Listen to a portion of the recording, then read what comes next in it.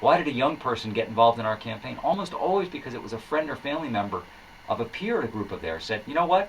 I think I'm going to go volunteer for Obama. You want to join me? So we believed in the power of people talking to people.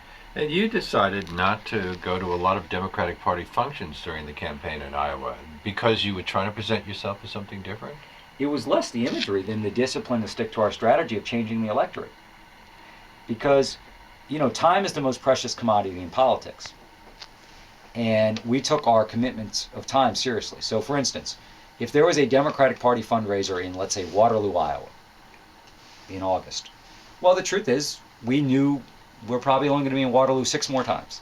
So if we go there, the universe of people that would attend a Democratic Party fundraiser, now all those people are going to go to the caucus, that's true. But we had to reach people who didn't go to party events, wouldn't make a contribution. We wanted to do our own events so that Republicans and independents and young people and people with no caucus history would show up. And, it's probably only interesting to political junkies, but, I think it is an important part of the book because it speaks to discipline. But it also suggests that you had a candidate who wasn't seen as part of the establishment, and that was something that you were really focusing on. Well, his appeal, listen, a lot of people, these first-time voters we're talking about, people who hadn't participated in politics before, Republicans, independents who support us. You asked them, why are you for Obama? And sometimes they, of course, would say, well, I like his health care policy or his tax policy or Iraq. A lot of times they say, you know what? He just doesn't sound like the rest of them. He talks to me like an adult. He doesn't sound like a politician. Now, what's interesting about that, Leonard, is you might remember he got some criticism during the campaign for talking to voters like adults. Well, he's not good enough at sound bites, not crisp enough. He engages in nuance. All these things supposedly you can't do in politics, but that's who he was, and it worked out for us. My guest is David Plouffe, Plouffe, who was the campaign manager of Obama for America. He's written a book called The Audacity to Win, The Inside Story and Lessons of Barack Obama's Historic Victory, published by Viking. You also focused on getting a lot of volunteers, and Iowa served as a kind of a testing ground for building that base of volunteers. It's one thing to get them in Iowa, it's another thing to keep them going through the whole campaign. Well, I will tell you, the volunteers made all the difference for us. I mean, we simply wouldn't have won without them, primary or general. But everybody gets volunteers. I remember people going out for McGovern, for Reagan. But those races were a long time ago. I think that volunteerism in politics has been a decreasing thing and hasn't been at the core of many campaigns. It was at the core of ours. And by the way, that started as a dictate from President Obama. Didn't start as a strategy. He said to us, listen, guys, I'm going to run a grassroots campaign. I want to recruit volunteers. I want them to be given real tasks.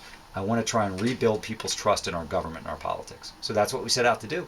And, the book, I hope, it's probably the most important thing for me, is to capture the spirit of these volunteers who, in ways big and small, made President Obama's victory a reality. They funded our campaign. They organized it. They moved our message. They kept our spirits up. They were just remarkable. Was it aided by the fact that the internet has become such an important part of young people's lives? No doubt. I mean, so many people came to the campaign. Most people came to the campaign through our internet site. They'd come there, they'd sign up, and then we'd have the ability to build a relationship with them. Were you surprised as a veteran campaign manager by how quickly the website took off and how strong online fundraising became? Well, no, we, at the very beginning, as we were deciding to run, at the same time we decided to commit to a grassroots strategy. We committed to try and build the best digital presence in political history, because we thought that so many of our early core supporters were living so much of their life online. And why should their intersection with politics be the one exception to that? So no, the explosion, though, to reach 13 million people, to raise $500 million online, yeah, the scale of it, I think, grew to a point that none of us had predicted. You revealed that Senator John Kerry wanted to endorse Obama before the Iowa caucuses. Why did you ask him to wait? Well, it's interesting. It was 2 days before the caucuses. And the political playbook says, hey, the guy won Iowa last time. He was the last nominee. Bring him in. But, we thought we were doing pretty well. We were so dependent on these new voters, Republicans, independents. that, we just wanted to close things out on our own terms. And by the way, I think most campaigns would have chosen a different direction. Bring him in, have the media splash, kind of dominate the last 48 hours of the caucuses. But, that was a moment I was really proud of him and the organization, because we did the unconventional, tough thing. Now, here's what's funny about that. Kerry ended up endorsing us after we lost the New Hampshire primary. We didn't know we'd lose New Hampshire, so it worked out pretty well, because we had a big moment then right after a big loss. When did you get the sense that Hillary Clinton and her campaign were beginning to realize that they were going to have a fight on their hands?